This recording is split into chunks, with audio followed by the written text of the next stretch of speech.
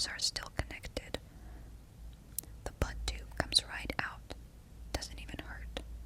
The still inflated catheter yanks right out of my... And that does hurt. It's like being a golf ball. I scream and writhe on the floor. Physical distress, says the computer. The arms give chase. I crawl along the floor to escape. I get under one of the other beds. The arms stop short, but they don't give up. They wait. They're run by a computer. It's not like they'll run out of patience. I let my head fall back and gasp for breath.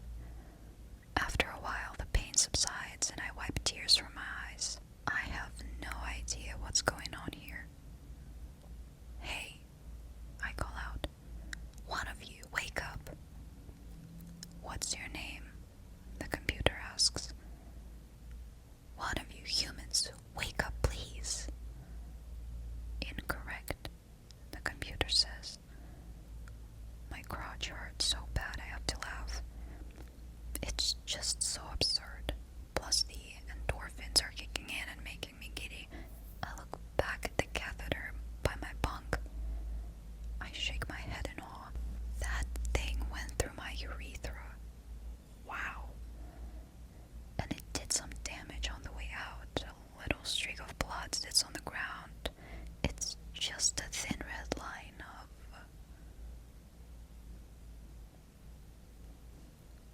I sipped my coffee, popped the last fragment of toast into my mouth, and signaled the waitress for my check. I could have saved money by eating breakfast at home instead of going to a diner every morning. Probably would have been a good idea, considering my meager salary, but I hate cooking, and I love eggs and bacon. The waitress nodded and walked over to the cash register to ring me up, but another customer came in to be seated right that moment. I checked my watch. Just past 7 a.m. No rush. I like to get into work by 7:20 so I could have time to prep for the day, but I didn't actually need to be there until 8. I pulled out my phone and checked my email. 2 astronomy curiosities from Irina Petrova, PhD. Subject: the thin red line. I frowned at the screen. I thought I'd unsubscribed from that list. I lived that life a long time ago. It didn't get a lot of volume, and what it did get, if memory served, was usually pretty interesting. Just a bunch of astronomers, astrophysicists, and other domain experts chatting about anything that struck them as odd. I glanced at the waitress. The customers had a bunch of questions about the menu, probably asking if Sully's Diner served gluten-free vegan grass clippings of something. The good people of San Francisco could be trying at times. With nothing better to do, I read the email. Hello, professionals. My name is Dr. Irina Petrova, and I work at the Pulkovo University in St. Petersburg, Russia. I'm writing to you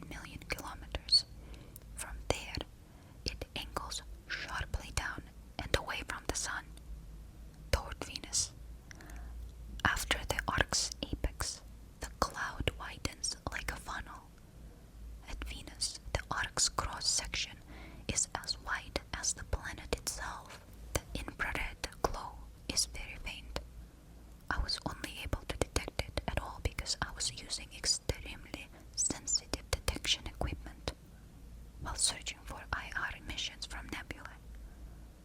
But to be certain, I called in a favor from the Atacama Observatory in Chile. In my opinion, the best IR observatory in the world. They confirmed my findings. There are many reasons one might see IR light in interplanetary space. It could be space dust or other particles reflecting sunlight, or some molecular compound could be absorbing energy and emitting it in the infrared band. That would even explain why it's all the same wavelength. The shape of the arc is of particular interest. My first guess was that it is a collection of particles moving along magnetic field lines. But Venus has no magnetic field to speak of.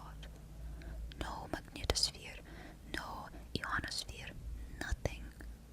What forces would make particles arc toward it? And why would they glow? Any suggestions or theories would be welcome. What the heck was that? I remembered it all at once. It just kind of showed up in my head without warning.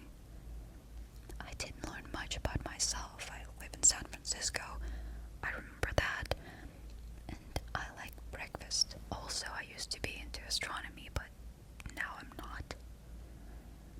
Apparently, my brain decided it was critical that I remember that email. Not trivial things like my own name. My subconscious wants to tell me something.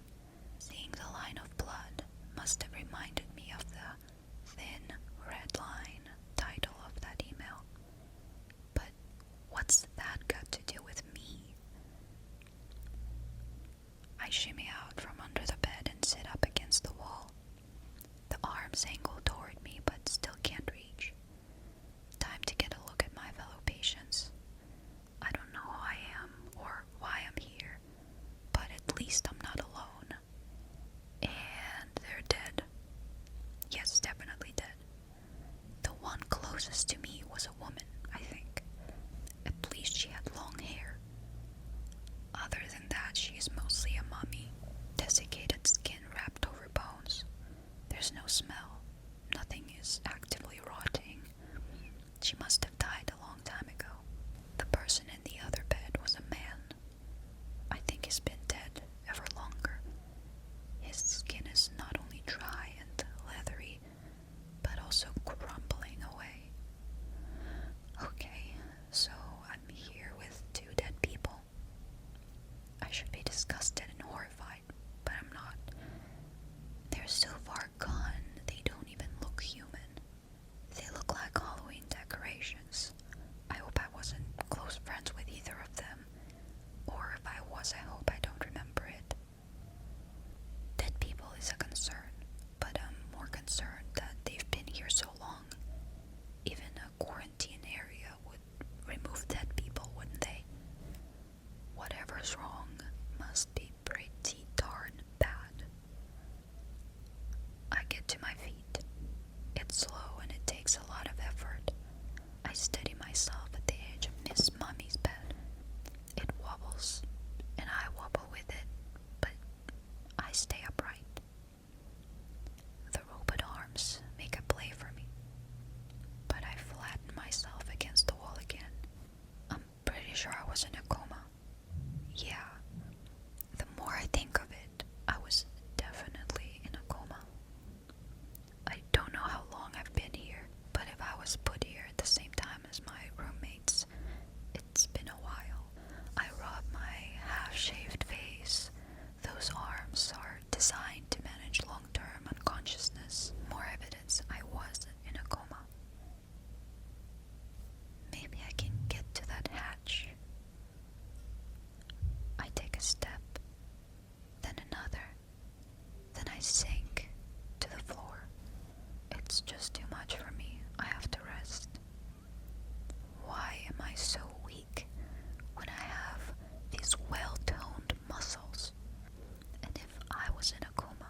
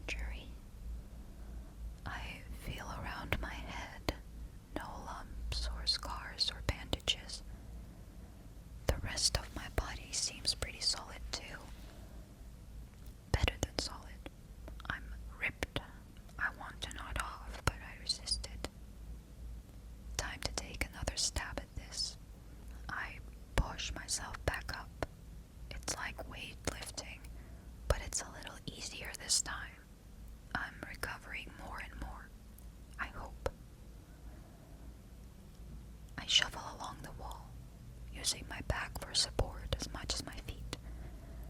The arms constantly reach for me, but I stay out of range. I pant and wheeze. I feel like I've run a marathon. Maybe I have a lung infection. Maybe I'm in isolation for my own protection. I finally make it to the ladder. I stumble forward and grab one of the rungs. I'm just so weak. How am I going to climb a 10-foot ladder? 10-foot ladder. I think in imperial units. That's a clue. I'm probably an American. Or English. Or maybe Canadian. Canadians use feet and inches for short distances. I ask myself, how far is it from LA to New York? My gut answer, 3,000 miles. A Canadian would have used kilometers, so I'm English or American. Or I'm from Liberia. I know Liberia uses imperial units, but I don't know my own name. That's irritating. I take a deep breath and hang on to the ladder with both hands and put my foot on the bottom rung. I pull myself up. It's a shaky process, but I get it done. Both feet are on the lower rung now. I reach up and grab the next rung. Okay, making progress. I feel like my whole body's made of lead. Everything is so much effort. I try to pull myself up, but my hand just isn't strong enough. I fall backward off the ladder. This is going to hurt. It doesn't hurt. The robot arms catch me before I hit the ground because I fell into grabbing range. They don't miss a beat. They return me to bed and settle me in like a mother putting her child to sleep.